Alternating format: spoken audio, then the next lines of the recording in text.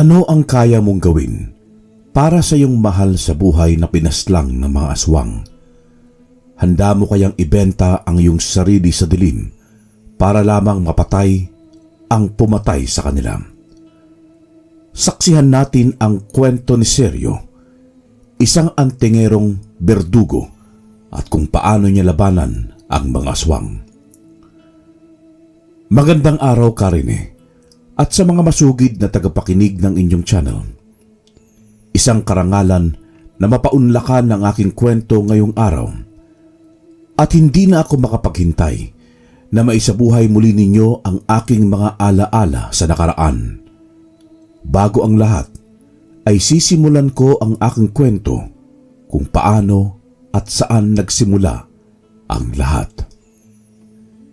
Itago niyo na lamang ako sa pangalang Sergio Aguila.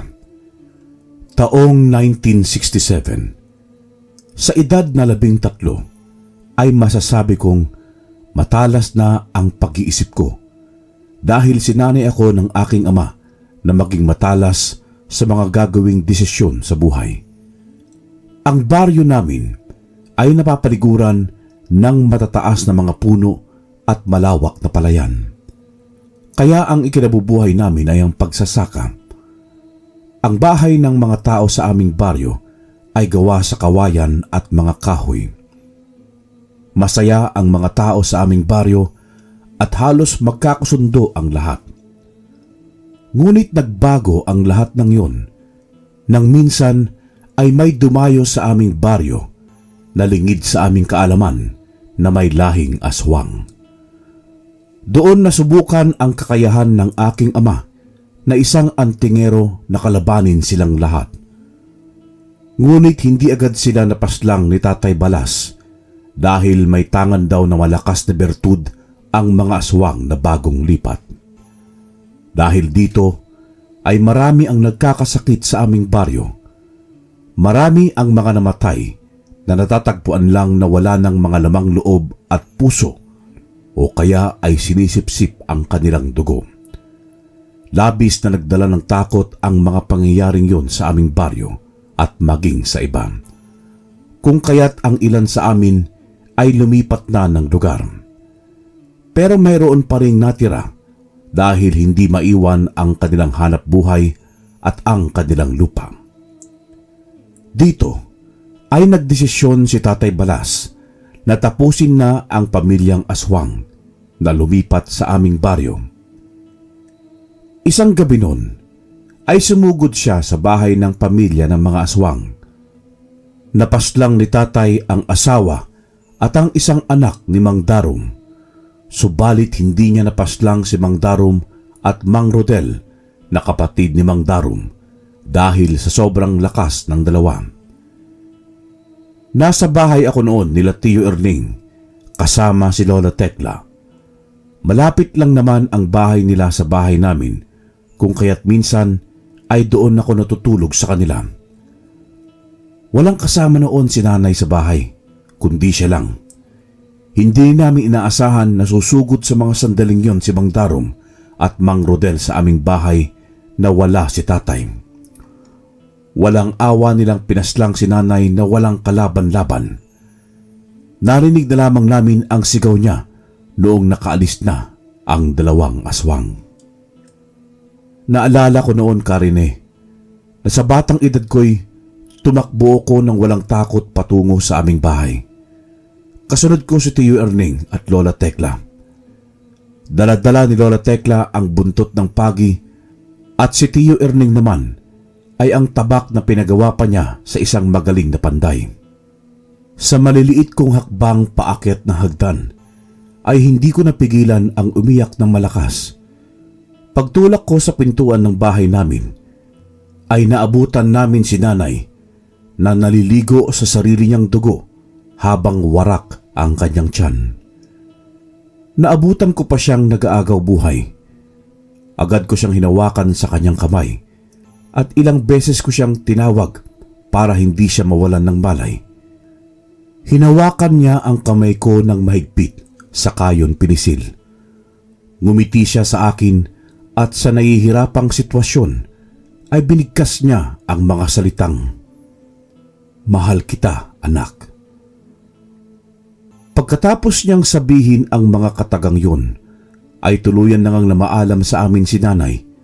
Walang tigil ang iyak ko ng mga sandaling yun, habang si Lola Tekla at Tiyo Erning ay sinusubukan pa nilang gisingin si nanay. Pero sumuko rin sila nang hindi na nagising ang aking ina. Nang gabing yun, ay hindi na nakauwi si tatay. Kinaumagahan nun ay nabalitaan na lang namin na natagpuan si tatay sa kagubatan na wala na ring buhay. Para akong pinagbagsakan ng mundo nun habang pilit kong iniintindi ang mga pangyayari. Natagpuan ng mga kabaryo namin ang katawan ni tatay na sugatan at mukhang pinagkakalmot ng mga mahabang kuko. Idagdag pa ang pangingitim ng kanyang liig. Kinuha ko ang mutyang nakasabit sa kanyang liig at isinuot ko yun. Walang tigil ang luha ko nun habang nakatitig sa kanyang kawawang katawan. Alam ko na kung sino ang may kagagawan nun. Ang magpamilyang aswang sa pamumuno ni Mang Darom. Napatiimbagang ako sa galit. Pinangako ko noon sa aking sarili na ipagpapatuloy ko ang tungkulin ni Tatay Balas. Pinangako ko rin na ipaghihiganti ko silang dalawa ni nanay.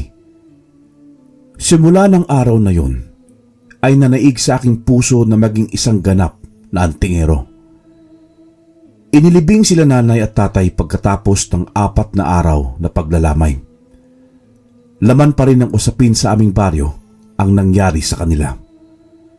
Nagdala yon ng takot sa mga tao at baka raw sila ang sunod na punteryahin ng mga aswang. Hindi na rin ako kumibo sa usaping yon dahil posible namang yung mangyari. Wala akong ganang kumain ng mga sumunod na araw nun. Mas pinili ko na lamang ang magmukmok sa aking silid sa bahay ni Tiyo Erning. Kahit na bumalik na ang kanyang anak na si Mayo galing syudad, ay hindi ko ito hinarap. Walang tigil ang pag-iyak ko nun habang paulit-ulit kong tinatawag ang aking ina at ama. Ngunit hindi rin yung nagtagal at muli akong nanumbalik sa dati. Naisip kong kailangan ko magpalakas para kung sakali man na dumating ang araw na makaharap kong muli si Mang Darom at Mang Rodel, ay nakahanda kong kalabanin silang dalawa. Tutol si Tiyo Erning at Lola Tekla sa aking desisyon na maging isang antingero. Masyado pa raw akong bata sa ganong responsibilidad, pero pinagpilitan ko ang aking gusto at hindi ko sila sinunod. Kaya naman, napilitan na lamang silang dalawa na suportahan ako. Lumipas ang 10 taon. Binata na akong tuluyan at nasa 23 na ang edad. Taong 1977. Isa na talaga akong ganap na antingero at naging isang berdugo dahil sa dami ng mga aswang na napaslang ko at masasamang tao. Isang gabi ay naghahasa ako doon ng aking tabak na pinagawa ko pa sa isang magaling na panday. Lumapit sa akin si Tiyo Erning at ang pinsan kong si Mayo. Si Lola Tekla naman noon ay matamang nakikinig sa amin sa isang upuan habang nagtatahi ng kanyang bestida. Tanging gasera lamang ang nagsisilbi naming ilaw. Rinig na rinig namin ang mga kuliglig sa labas.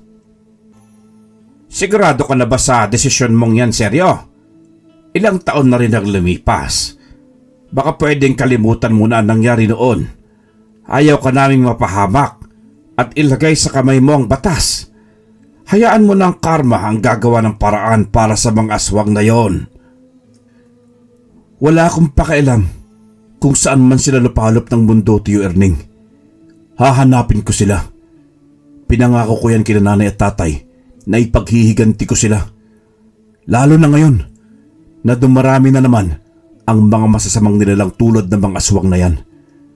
Nariyan lang sila sa paligid, nagtatago sa dilim at nagpapanggap sa araw ng mga tao para makahanap ng mabibiktima. 10 taon man ang lumipas, pero Hindi nawawala sa isipan ko ang buong pangyayari. Pinagkait nila sa akin na makasama ko ng matagal ang mga magulang ko. Hindi ko sila mapapatawad. Nauunawaan ko kung saan nanggaling ang galit mo, pamangkin. Ngunit hindi mo mawawala sa amin ang mag-alala sa'yo. Pamilya ka namin, seryo. Alam namin na may kakayahan ka.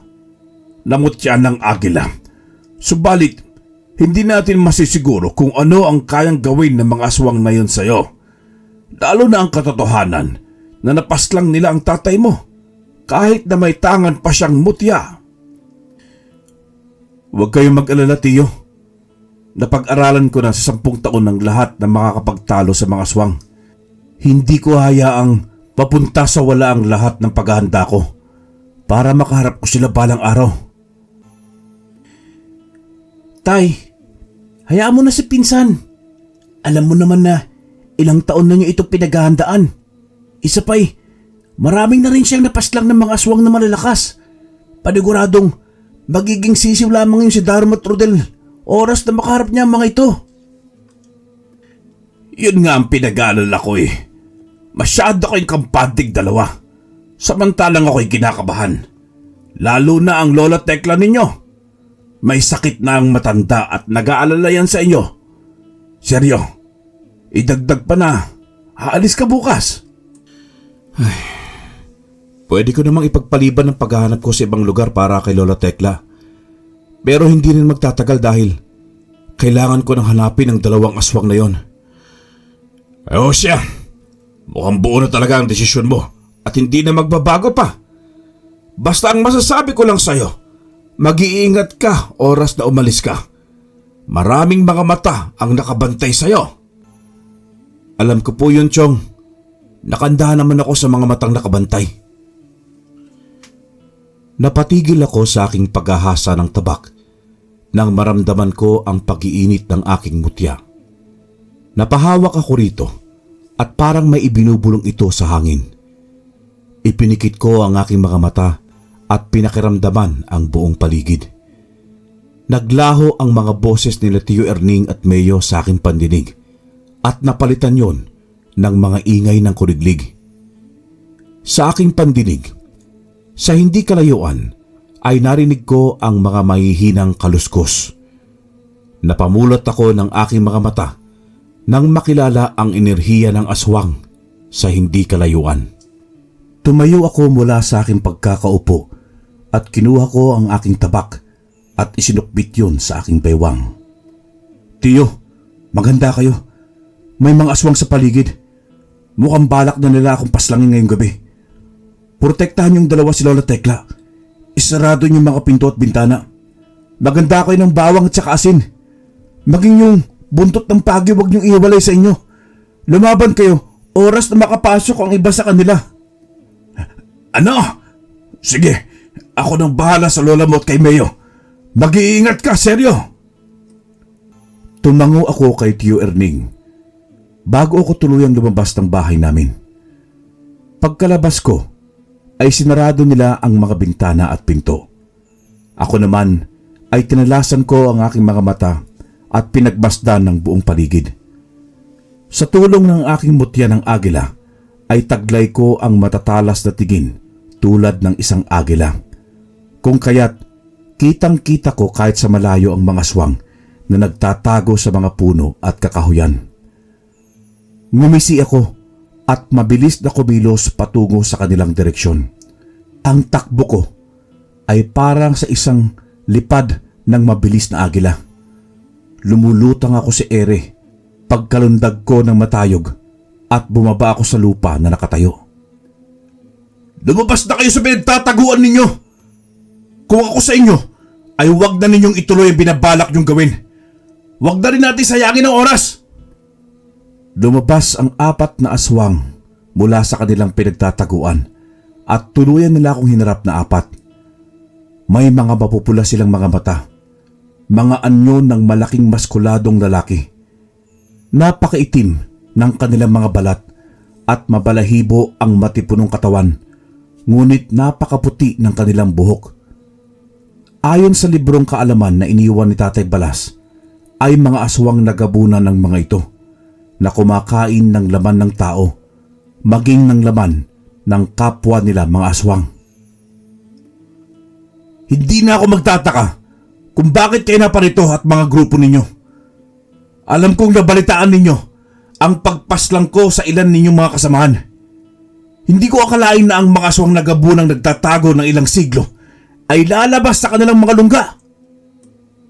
Nandirito kami para singilin ka at pagbayarin sa pagpatay mo sa aking anak. Sisiguraduhin kong mapapatay ka namin ngayong gabi. Hindi ko na kasalanan kung bakit ko napatay ang anak mo. Sa maraming mga aswang na napaslang ko ay hindi ko na sila kilala kung sinong tinutukoy mo. Pero iisa lang ang rason kung bakit ko siya o sila pinaslang. Yun ay para matapos na ang kasamaan ninyo.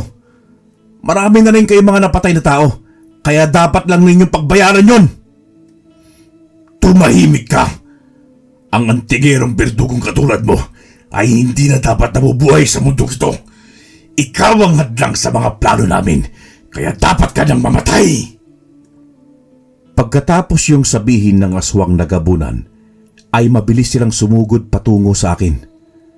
Alam kong malalakas sila dahil sa ilang dekada na silang nabubuhay, kaya sila ay naging isa ng gabunan. Ngunit alam ko rin ang kanilang kahinaan na makakapagtalo sa kanila.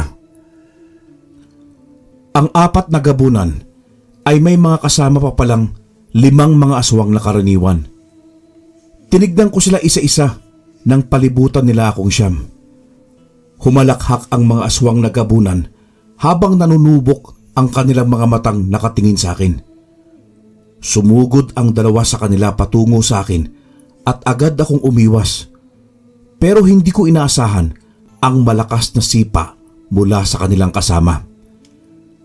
Lumipad ako patungo sa kakahuyan, pero agad kong naibalanse ang katawan ko, kaya't patayo pa rin akong bumagsak sa lupa. Sa sandaling yun, ramdam ko ang isang espiritu ng agila na gumagabay sa akin. Lumundag ako ng matulin at lumipad si ere. Sumigaw ako ng malakas habang bumubulusok patungo sa 2 gabunan na malapit sa akin. Hinugot ko ang aking tabak at nag-usal ako ng isang malakas na orasyon bago ko yun hinataw sa liig ng 2 gabunan na aswang. Napatiin bagang ako nang mahirapan akong putulin ang liig ng 2 aswang na gabunan. Naging mapurol ang aking tabak sa tibay ng kanilang liig.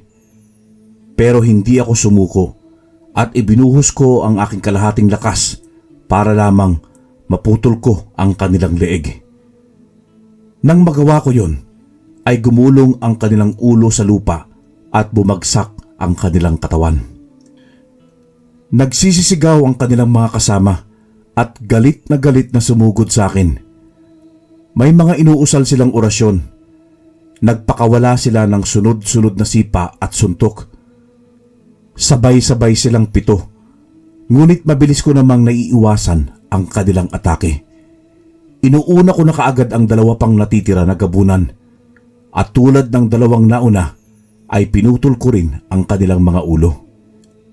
Hingal na hingal ako nang bumaling ako sa 5 pang aswang na kasama ng kaninang 4 na gabunan. May mga maitim silang balat na nasa anyong tao, pero kung kumilos sila ay nakadapa sa lupa at gumagapang. May mahabang dila habang naglalaway. Maliliksi ang kanilang kilos. Kumilos ng mabilis ang isa at hindi ko napansin ang kanyang bilis. Sinakyan niya ako sa aking likuran at unti-unting binabaon ang kanyang mahabang kuko sa aking liig at likuran. Pero hindi yun umubra dahil sa proteksyon ng aking mutya ng agila. Ginamit ko ang aking mga daliri at itinusok ko yun sa tagiliran ng aswang. Ang mga kuko ay nagmistulang mga kuko ng agila nang bumaon yun sa tagiliran ng aswang. Nanlalaki ang mga mata nitong nakatingin sa akin habang unti-unti niya akong pinapakawalan. Habang binabaon ko ang aking kuko sa kanyang tagiliran, ay umuusal din ako ng orasyon na siyang nagpapahina rito. Nang tuluyang bumagsak ang aswang, ay saka ko siya pinugutan ng ulo. Ang dalawa sa kanila ay nagtakbuhan at ang dalawa naman ay humahalakhak patungo sa direksyon ng aming bahay. Hinarangan ako ng isa at ang isang aswang ay patuloy sa pagtakbo.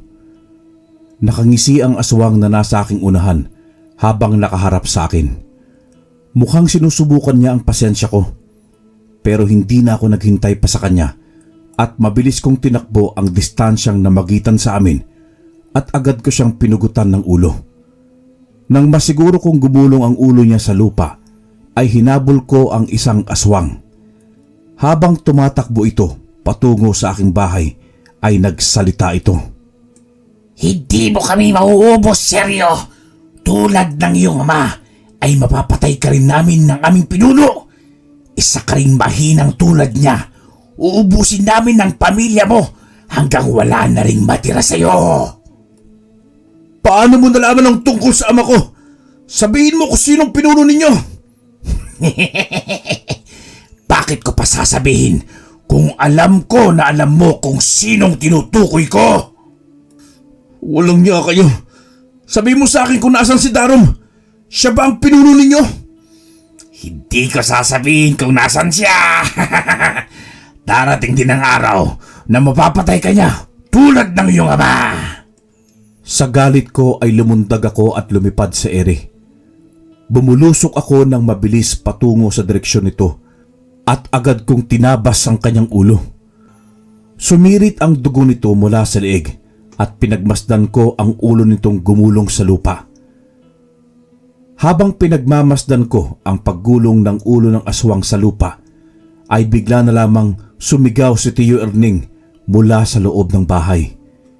Tinatawag niya ang aking pangalan, kung kaya't mabilis akong kumilos at parang sa isang tulad ng agila ay mabilis akong lumipad patungo sa aming bahay.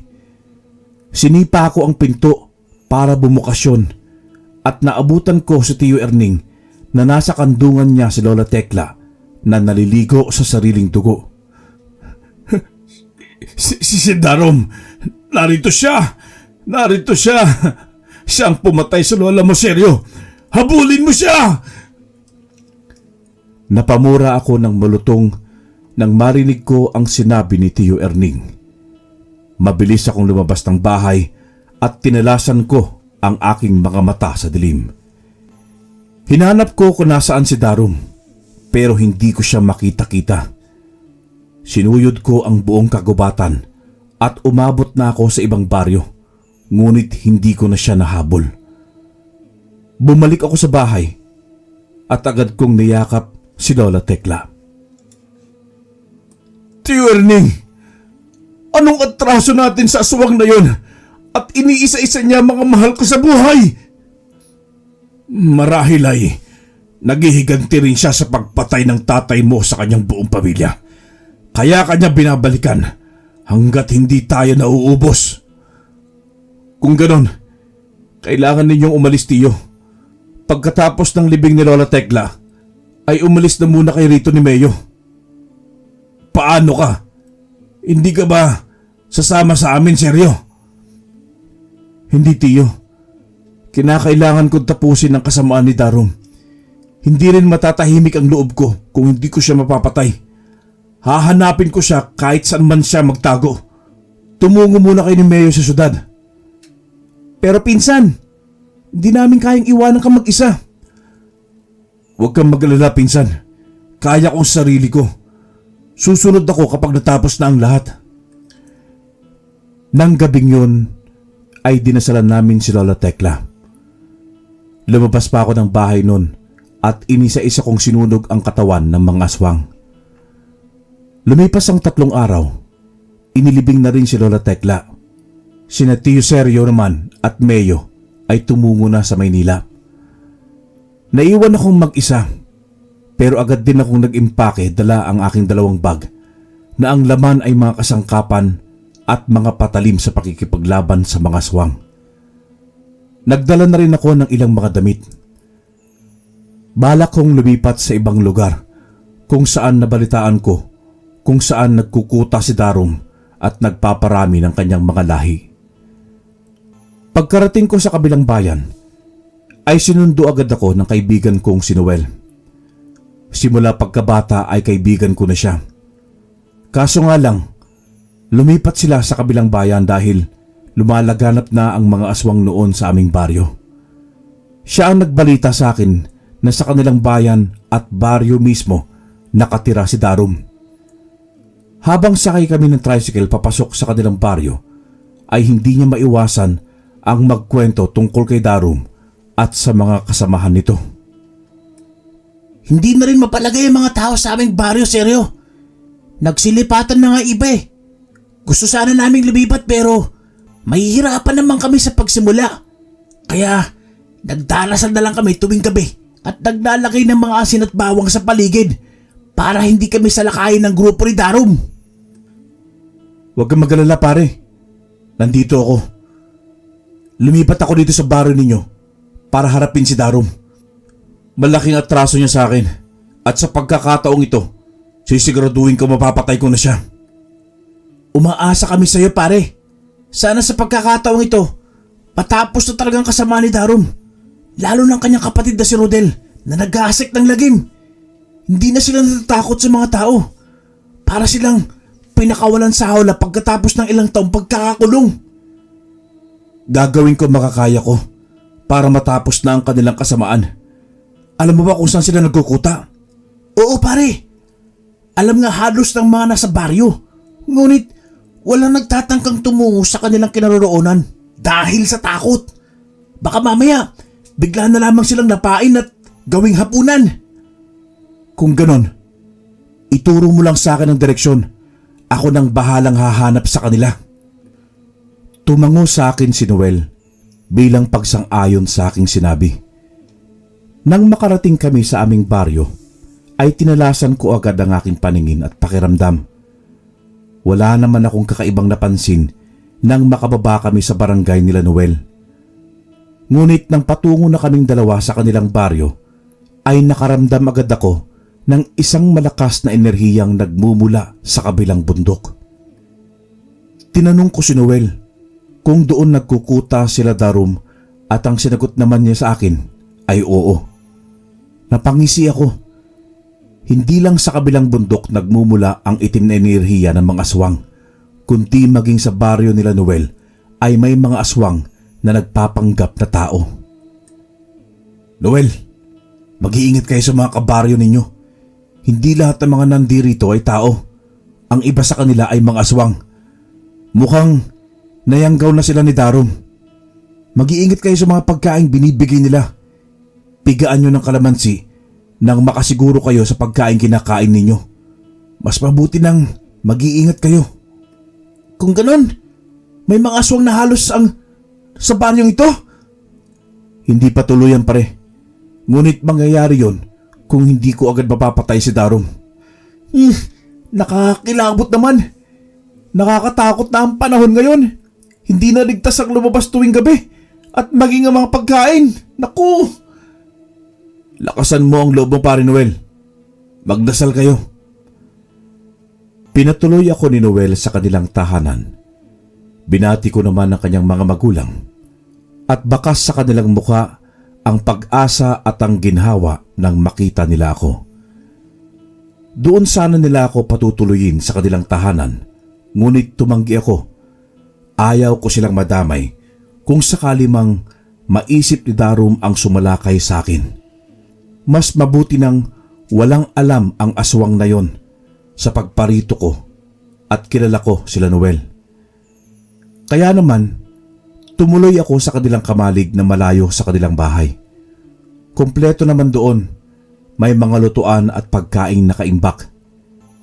Nagpahinga muna ako ng buong hapon at pagsapit ng alas 6 ng gabi ay nagsimula na akong mag-orasyon. Pinapalakas ko ang aking mutya at ang pag-imbak ko sa tigalpo. Oras na mapuno ang orasyon na tigalpo ay gagamitin ko yon laban kay Darum. Oras na magkaharap kami ngayong gabi o sa mga susunod na araw. Pagkatapos kong magdasal, ay naisipan kong magmasid sa buong baryo. Lumabas ako ng kamalig at pinagmasdan ng buong paligid. Nasa loob na ng kanilang bahay ang mga tao. Nakasara ang pinto at bintana. Wala silang ginagawang ingay sa takot na baka sila ay sugurin ng mga aswang na kampon ni Darum. Pinatalas ko ang aking mga mata habang lumulutang si Ere sa bawat lukso ko ng matayog. Nahagip na matalas kong mga mata ang isang bahay sa hindi kalayuan. May namataan akong isang aswang na nasa bubungan ng bahay. Sumisilip ito sa loob. Kinuha ko ang aking tabak at mabilis kong pinalipad sa direksyon ng aswang. Tinamaan ang aswang sa likuran nito. Gulat na gulat ito habang pinapasadahan ang buong paligid. Hinanap niya kung saan nagmula ang tabak. Lumukso siya sa lupa at gumapang at inamoy ang amoy ko kung saan nanggagaling. Tumungo ako sa sanga ng isang punong kahoy at doon ako naupo. "Hoy! Nandito ako, aswang!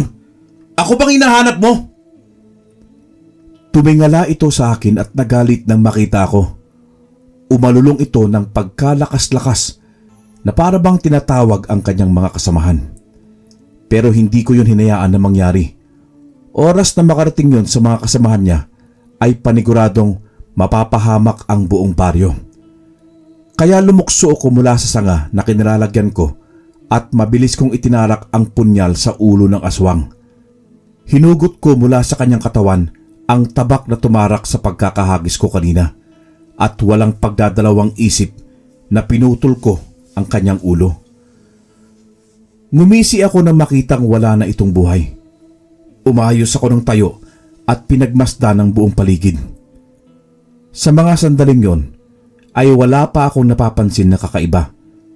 Pero habang palalim ng palalim ang gabi ay nababalot na ng malakas na enerhiya ang buong baryo. Napamura ako ng malakas nang maramdaman ko ang kakaibang enerhiya na nagmumula sa kabilang bundok. Tinalasan ko ang aking mata at para itong isang teleskopyo na nilalapit ang aking paningin sa kalayuan. Natanaw ko ang mga aswang na pababa ng bundok at doon ay nakita ko si Darum na pinangungunahan ang kanyang mga kampon. Napamura uli ako dahil sa pagkakataon na yon ay mukhang natulugan nito na naroon ako. Hindi na ako nag-aksaya ng oras at lumukso ako ng matayog para lumipad si Ere patungo sa bukana ng bundok. Hindi ko hayaan ang mga itong sumugod sa baryo at muli na namang pumaslang ng mga tao. Inisa-isa kong tinarakan ng punyal sa kanilang dibdib ang mga kasamahan ni Darum na nauna kong nakasalubong sa bundok. Hindi na mga ito napansin ang aking pagdating dahil tulad ng isang agila ay tahimik akong sumalakay sa aking mga kalaban. Nararamdaman ko rin ang enerhiya ng aking mutyang sumasakop sa buo kong katawan na siyang nagbibigay ng lakas sa akin at talas ng isip. Pakiramdam ko ay naroon lang din ang gabay kong agila na nakaalalay sa aking likuran. Habol ko ang aking hininga nang maubos ko ang 10 mga aswang na pababa ng bundok. Nasa kalayuan pa si Darum at ang iba nitong mga kasama. Yun ang pagkakataon ko para magpakita sa kanila. Yun din ang paraan para hindi na sila tuluyang tumungo sa baryo. Hinanap ng aking mga mata kung nasaan si Darum. Nang makita ko siya sa dilim, ay mabilis akong tumungo sa kanya at nang malapit na ako sa kanyang kinaroroonan, ay pinalipad ko ang aking tabak. Tumama yun sa kanyang likuran, dahilan para tumigil siya sa pagtakbo ng mabilis kasama ang mga kampon niya. Hinanap nila ako sa paligid at napangisi ako nang hindi nila ako makita sa ibabaw ng puno ng mahogany. Lumukso ako mula sa aking pinagtataguan at hinarap ang likuran ni Darum. Mula roon ay hinugot ko ang aking tabak dahilan para mapasigaw siya ng malakas. Sa dahan-dahang paghugot ko ng tabak mula sa pagkakabaon nito ay bumubulong na ako sa hangin ng orasyon. Inunahan ko kaagad siya ng orasyon nang sa ganon ay mapasunod ko siya sa gusto kong mangyari. Manghihina siya at madali ko na lamang siyang matatalo. Subalit, hindi ko pa natatapos ang aking bulong sa hangin nang mabilis akong sipain ng kanyang kapatid na si Rodel. Sa pagiging abala ko sa pag-iisip na unahing tumbahin si Darom ay nakalimutan ko ang tungkol sa kanyang kapatid na si Rodel. Nakangisi itong bumangon ako mula sa pagkakabagsak ko sa lupa. Pinahid ko ng aking palad ang dugo sa gilid ng aking labi sa lakas ng pagkakasipa niya roon. Napatingin ako kay Darom na humahalakhak siya ng malakas. Kitang-kita ko ang paghilom ng sugat niya na gawa ng aking tabak. May itim na usok na nagmumula roon na parang hinihigop ang kanyang kalamnan.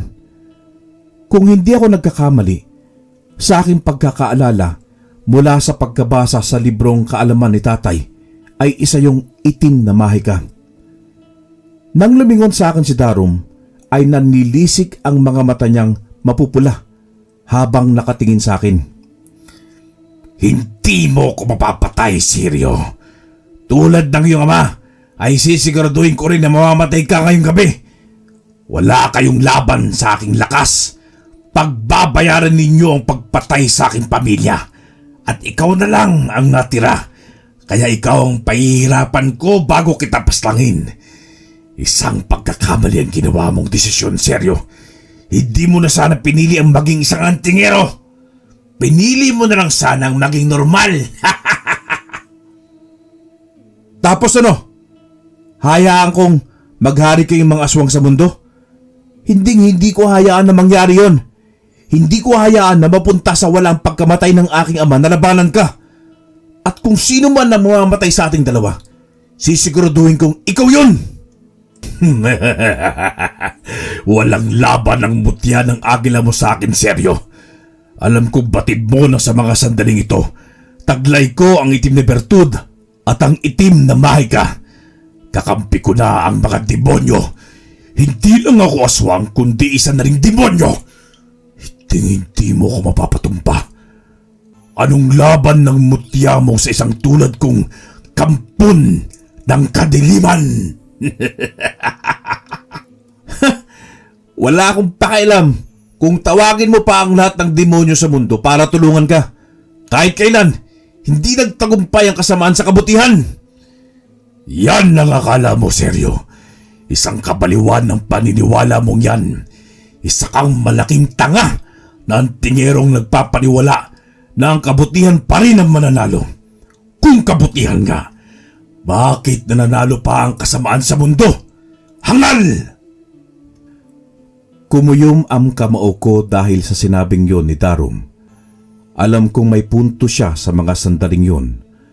Para na rin akong unti-unting nawawalan ng pag-asa habang pagninilayan ko ang kanyang mga sinabi. Ngunit agad kong nilabanan ang takot na namuo sa aking dibdib. Parang pakiramdam ko ay pinukaw ako ng aking gabay na agila mula sa mga isiping yon at muling pinalakas ang aking loob. Tumahimik ka! Nasasabi mo lang yan dahil marami kang napatay ng mga tao at na biktima. Pero kung titingnan, hindi ka nanalo, Darom. Namatay ang pamilya mo at nawala halos lahat ang mga kampon mong mga aswang. Wala akong pakialam. Ang mahalaga na lang ngayon ay ang patayin ka! Mabilis siyang sumugod patungo sa akin. Inaasahan ko na rin ang pag-atake nila ng sabay-sabay kasama ang kapatid niyang si Rodel. Pero hindi ko yun hinayaan na mangyari. Lumundag ako ng mataas at saka ko umakyat sa puno ng mahogani. Tumawa ng malakas si Darom na para bang iniinsulto niya ako dahil iniiwasan ko ang kanyang mga atake. Pero ang hindi niya alam, kumukuha lamang ako ng pagkakataon para isa-isahin silang lahat. Kinuha ko ang aking punyal sa aking bewang. Tinignan ko ang mahaba kong mga kuko at nag-usal ng isang malakas na orasyon. Nang maramdaman ko ang init ng enerhiyang nagmumula sa mutya ng agila, ay mabilis akong lumuntag. Lumipad ako sa hangin habang isa-isa kong tinarak sa dibdib ng mga kampo ni Darum ang punyal na aking hawak. Sunod-sunod ang mga ito na nagbagsakan sa lupa. Hindi pa ako nakontento at pinagpuputol ko ang kanilang liig gamit ang aking tabak. Nang huminto ako sa lupa, ay binalingan ko si Darum at Rodel.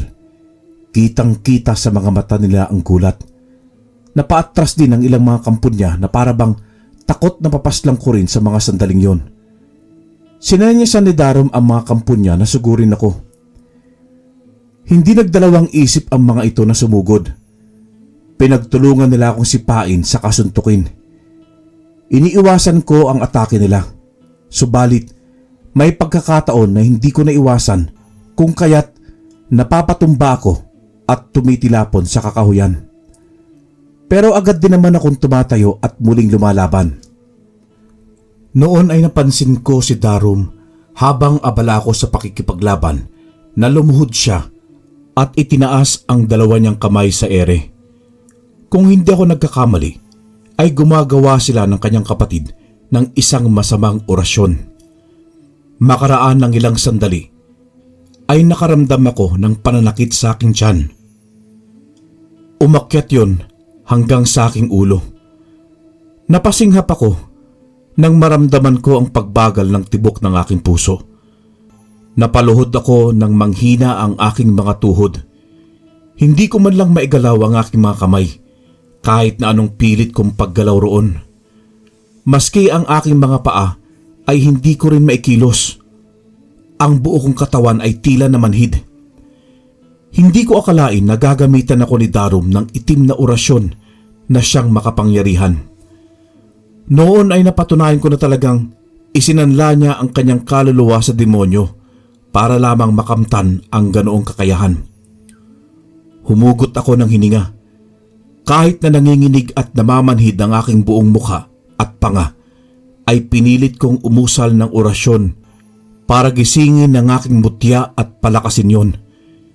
Hindi ako tumigil sa pagbigkas ng mga salita hanggang sa unti-unti kong naramdaman ang pagsakop ng malakas na enerhiya sa aking buong katawan.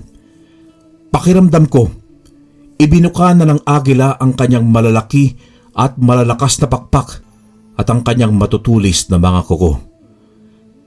Dahan-dahan akong tumayo hanggang sa tuluyan ko na ngang naigagalaw ang aking buong katawan.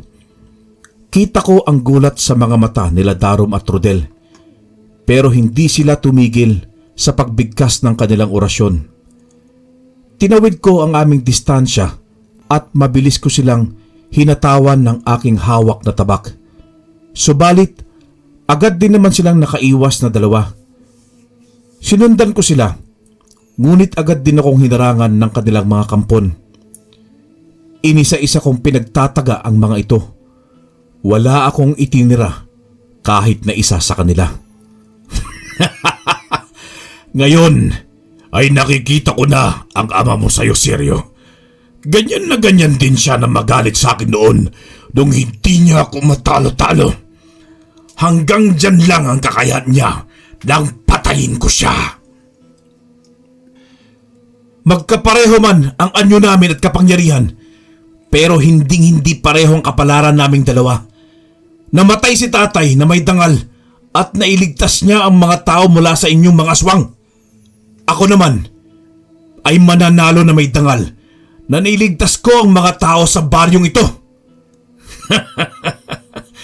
Inaasahan na namin na darating ka sa baryong ito, Seryo. Kaya pinaghandaan ka namin ng kapatid ko. Alam namin na hindi ka basta-basta matatalo, na malalabanan mo ang itim naming mahika.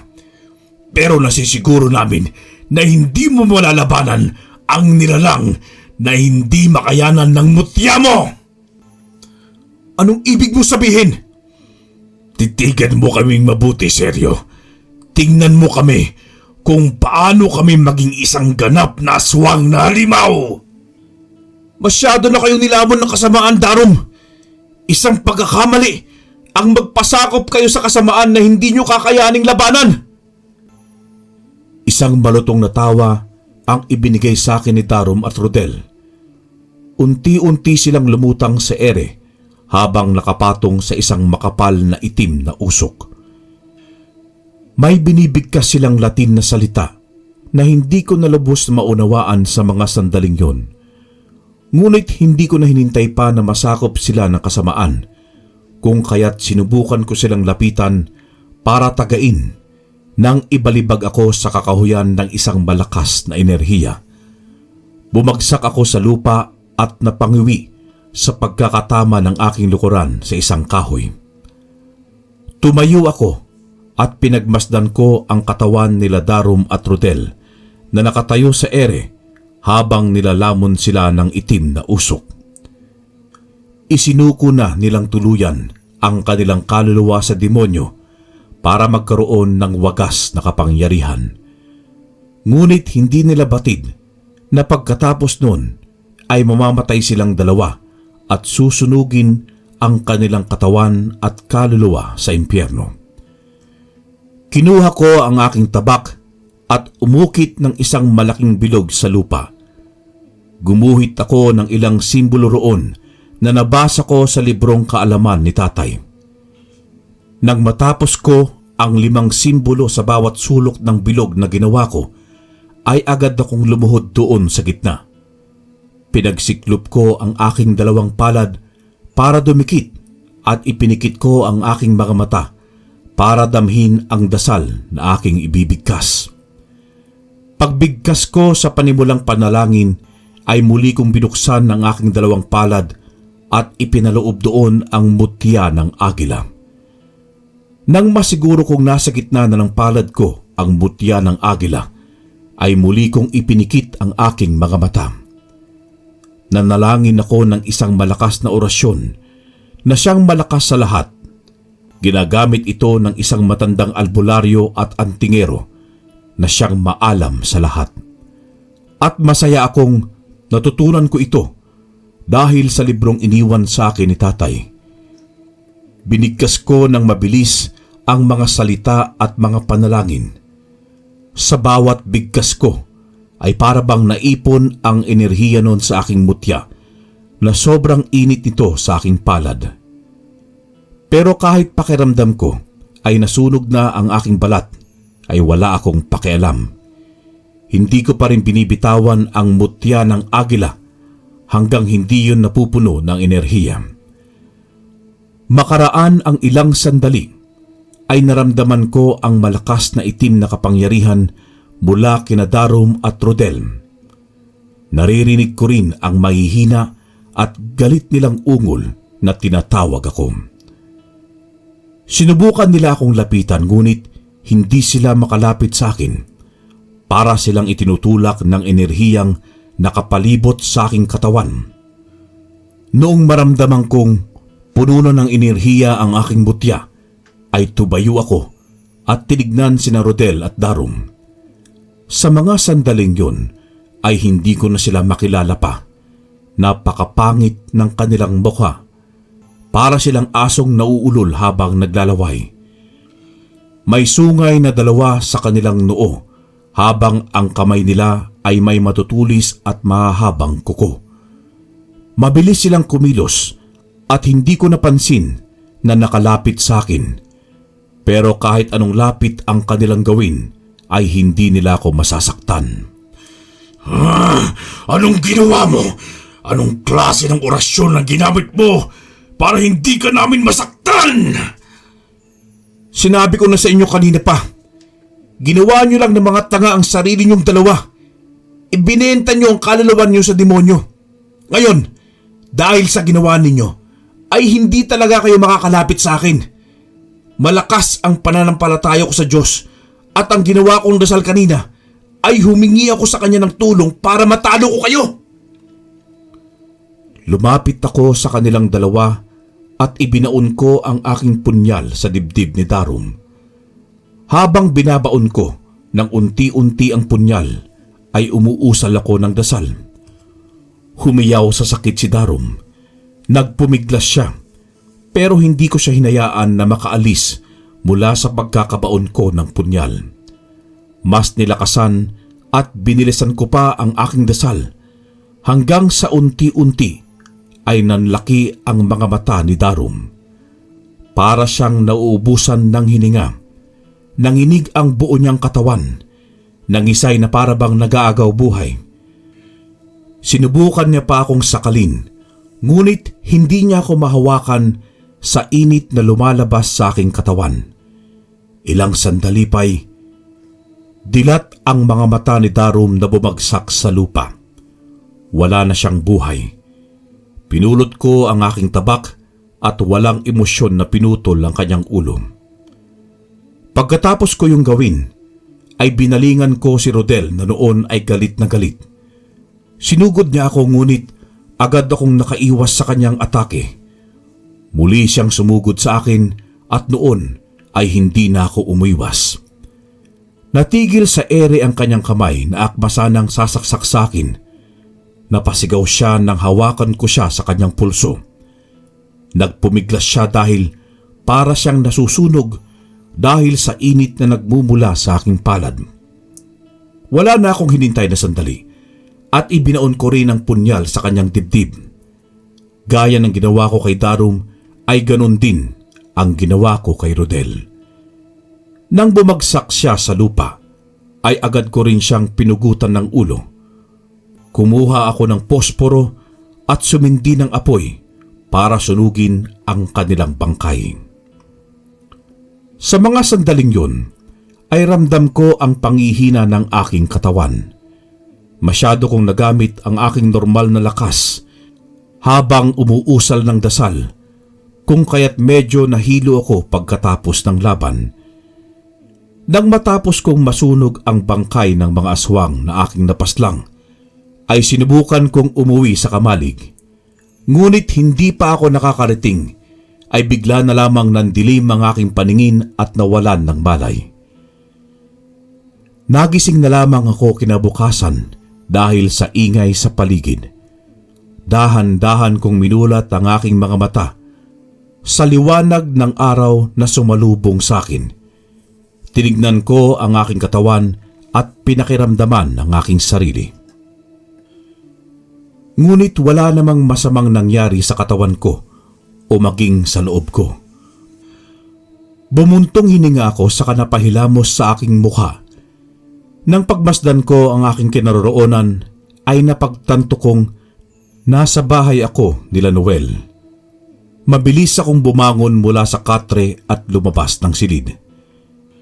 Naabutan ko si Noel at ang kanyang ina at ama na naghahanda ng pagkain sa mesa. Binati ko silang lahat. Kinumusta naman ako ng ina ni Noel at sinabi ko naman na ayos lang ako. Ngumiti ito sa akin at maging ang tatay ni Noel.